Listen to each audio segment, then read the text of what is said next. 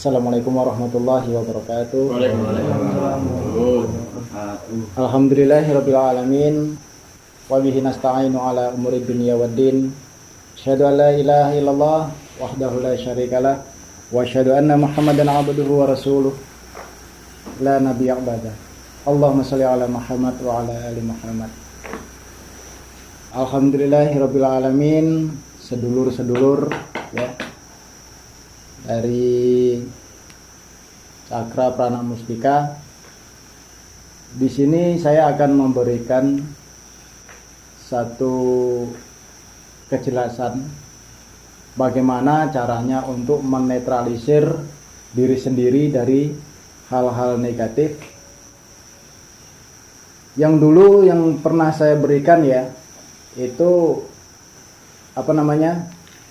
dengan cara meditasi ketenangan atau meditasi cakra, itu bisa menetralisir energi negatif. Seringnya kita penelusuran, seringnya kita mengobat pasien, kita tidak tahu dampak yang ada pada diri kita sendiri. Nah, pada hari ini saya akan memberikan satu tips, yaitu bagaimana cara menetralisir diri sendiri dengan cara yang mudah, simple, singkat, tidak lebih dari 5 menit. Bahkan apabila itu sudah diamalkan sendiri selama 7 hari berturut-turut, maka bisa diarahkan ke orang lain. Bagaimana kalau ada pasien yang datang pada sampean kabeh, keluhannya berbagai macam, baik medis ataupun non medis, sampean cukup menggunakan tips ini untuk membantu proses pengobatan pasien sampean kabeh. Jadi kalau yang dulu kita pakai sistem meditasi seperti ini, saat kita tarikan nafas, kita membayangkan energi yang indah masuk ke dalam tubuh, kita tahan ya, dengan kita zikir. Setelah nggak tahan nafasnya, kita lepaskan lagi lewat mulut sambil membayangkan energi gelap dari tubuh kita itu keluar. Nah, itu memakan waktu yang cukup lama, sampai maksimal 30 menit, minimal 25 menit. Jadi di sini saya akan memberikan tips yang simpel. Kalau Anda semua, sahabat-sahabat, sedulur-sedulur sakit, baik medis ataupun dihinggapi energi sihir setelah menangani pasien sihir, nah, di sini saya akan memberikan tips yang sederhana, yaitu dengan cara ruqyah mandiri, dan prosesnya sangat simpel, tidak memakan waktu lama, paling lama ya 5 menit. Tapi kalau seandainya sudah mahir, yaitu paling 1 menit atau dalam hitungan detik aja insya Allah udah selesai, kalau sudah mahir. Tapi kalau belum ya makanya diamalkan dulu, dipraktekkan pada diri sendiri, itu sampai 7 hari.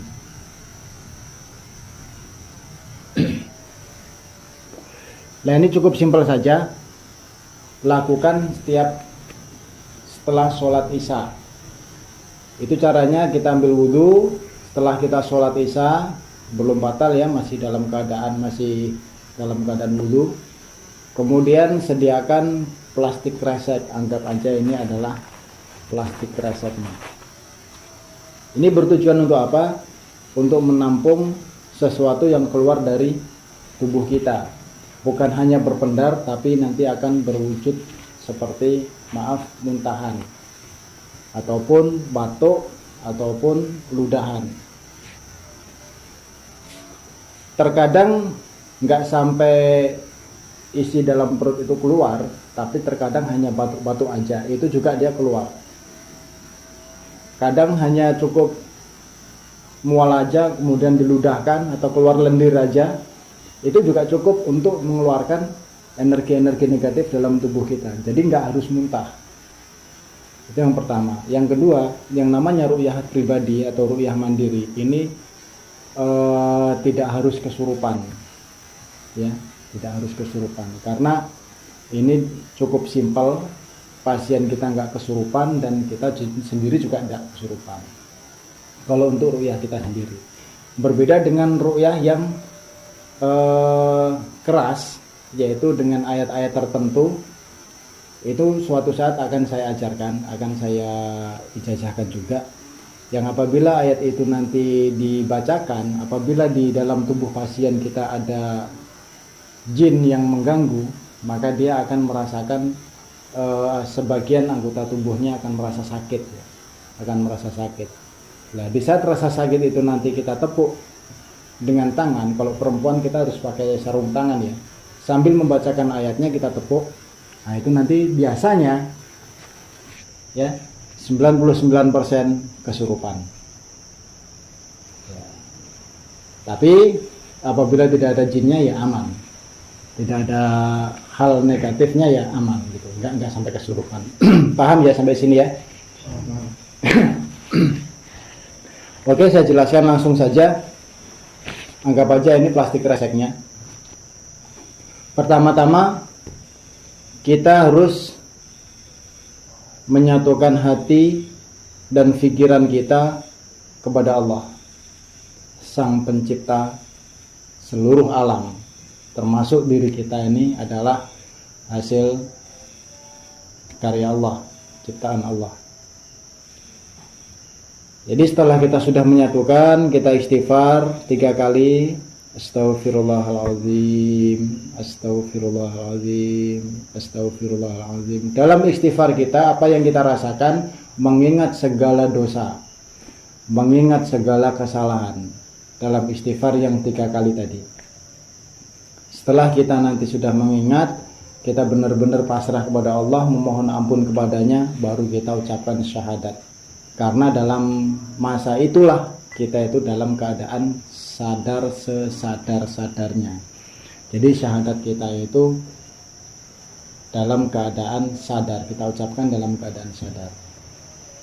Asyhadu an la ilaha illallah wa asyhadu anna Muhammadar Rasulullah. Itu dibaca 3 kali.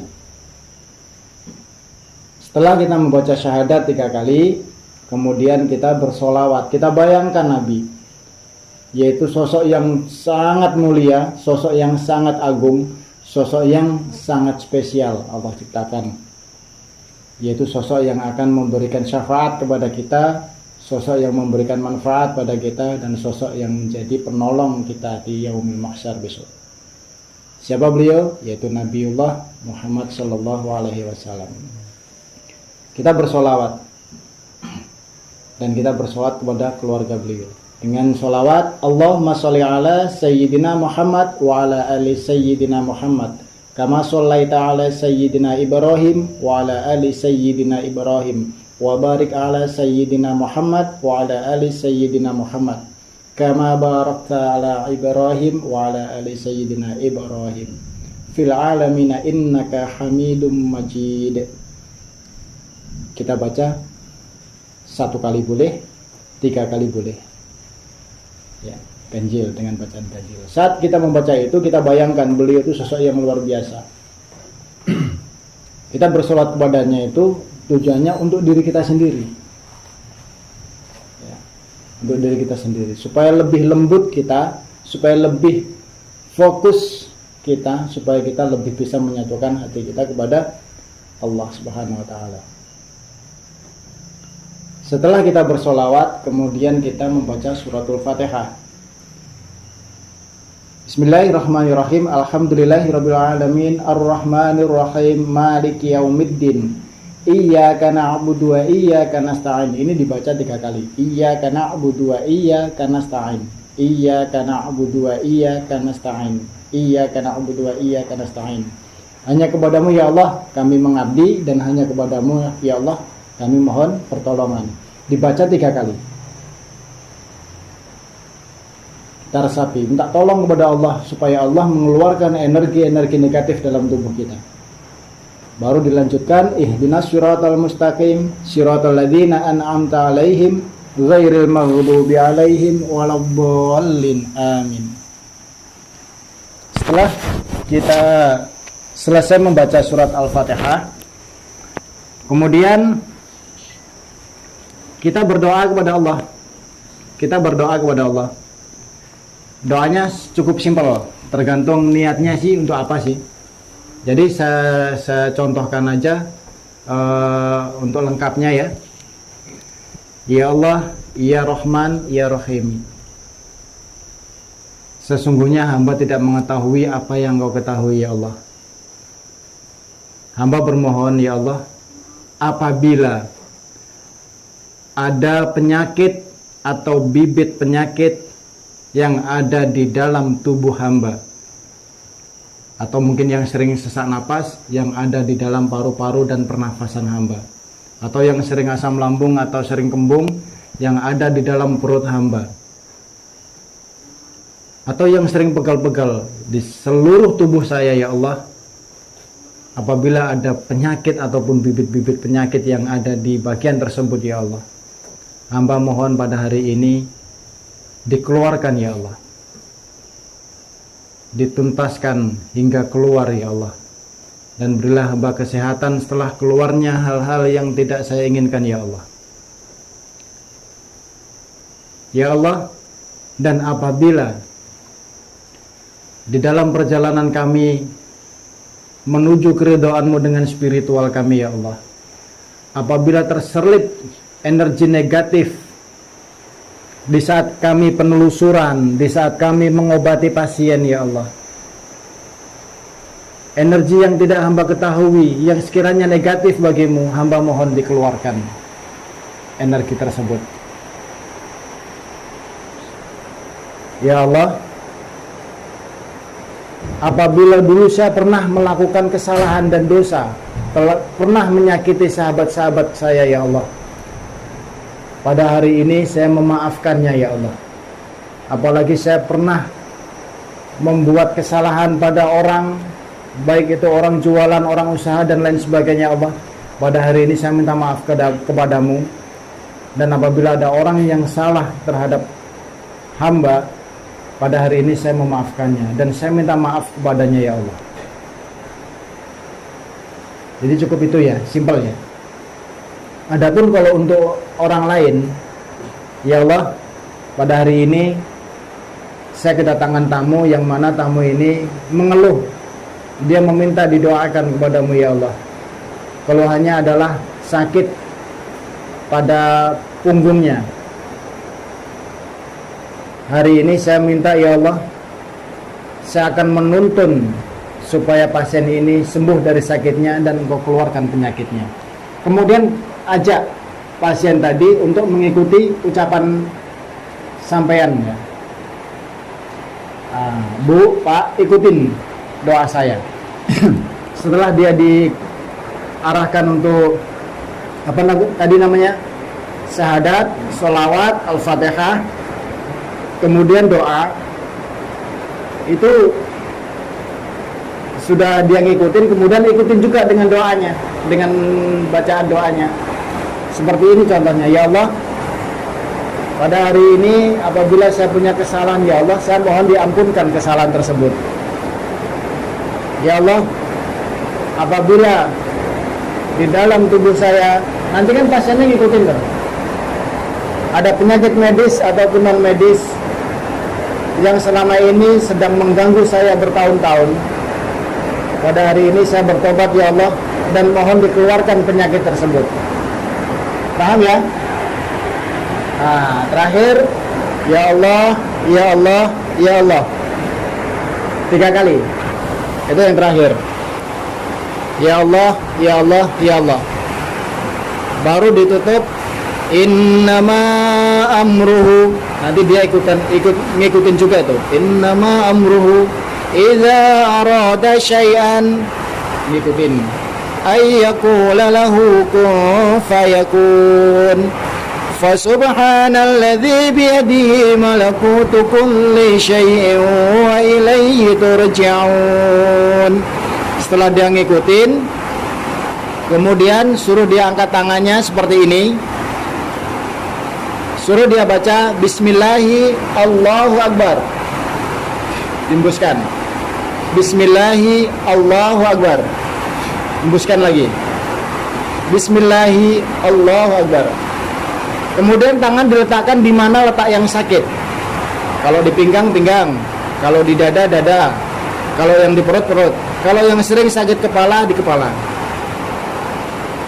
Kemudian tangan kiri dia ngambil plastik kresek. Ini rekamannya saya kantongi ya, kira-kira bisa ya, nyambung ya. Tangan kirinya ngambil kresek, ya, ngambil kresek seperti ini, ya. Tangan kanannya memegang di mana letak yang sakit. Contoh di bagian perut, ya, dipegang seperti ini. Kemudian tangan kanannya megang perut. Tundukkan kepala, buka mulutnya pelan-pelan. Buka mulutnya selebar-lebar. Buka. Pejamkan mata. Biarkan aja sampai dia nanti keluar sendiri.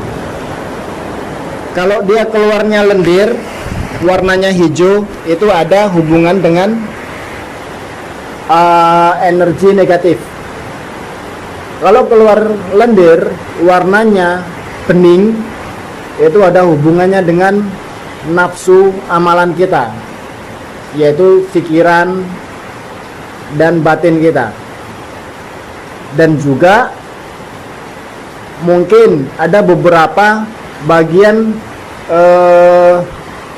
selaput yang ada di dalam tubuh kita itu sedang mengalami sakit atau lagi nggak sehat.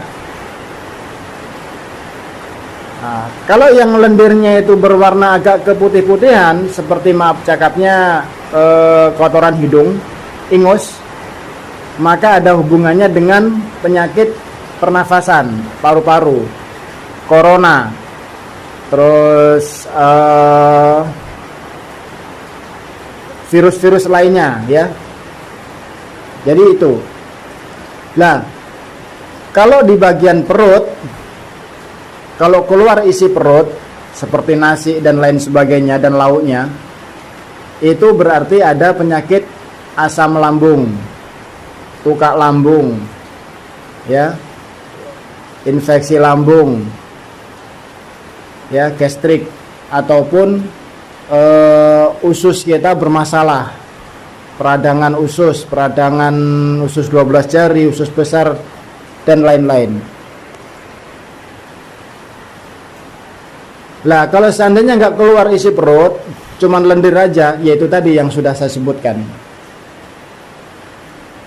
Lah, lakukan seperti itu, biarkan aja dia keluar sendiri, itu kurang lebih sekitar 3 atau minimal 2 menit. Karena kalau kalau kurang dari hitungan tersebut, biasanya efeknya pusing. Tapi kalau sudah pas di saat seperti ini itu 2 menit, itu biasanya maksimal. Lebih lama lebih bagus, tapi biasanya nggak keluar lagi sih kalau terlalu lama. Jadi itu caranya ya. Terus kapan kita membaca ayat kursi, terus kemudian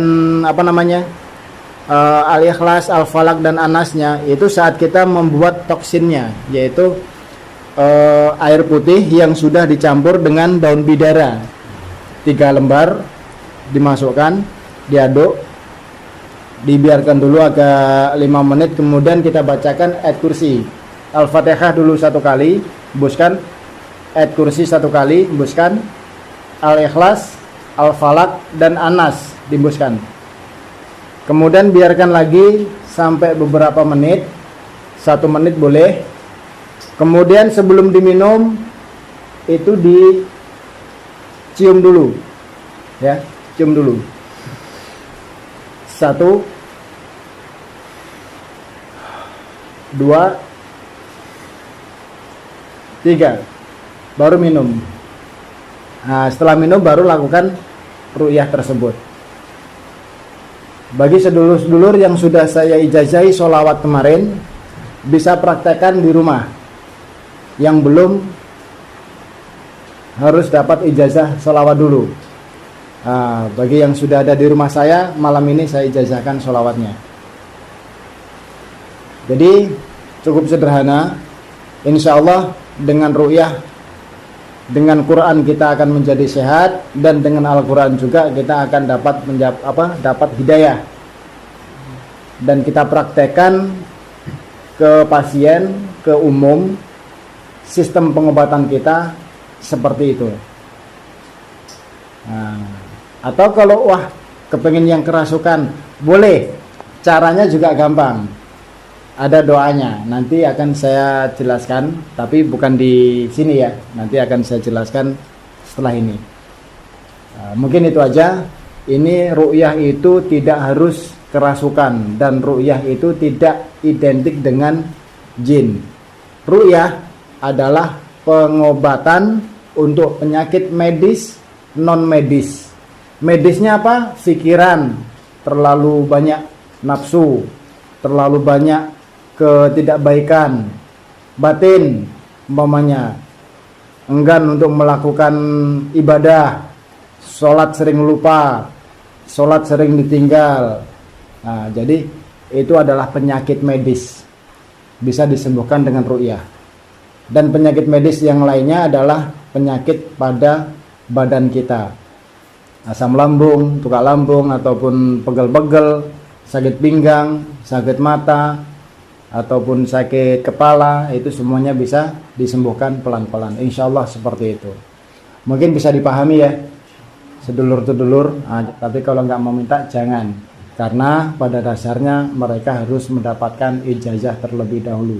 Akhirul salam, wabillahi taufiq wal hidayah. Wassalamualaikum warahmatullahi wabarakatuh. Waalaikumsalam warahmatullahi wabarakatuh. Video putus.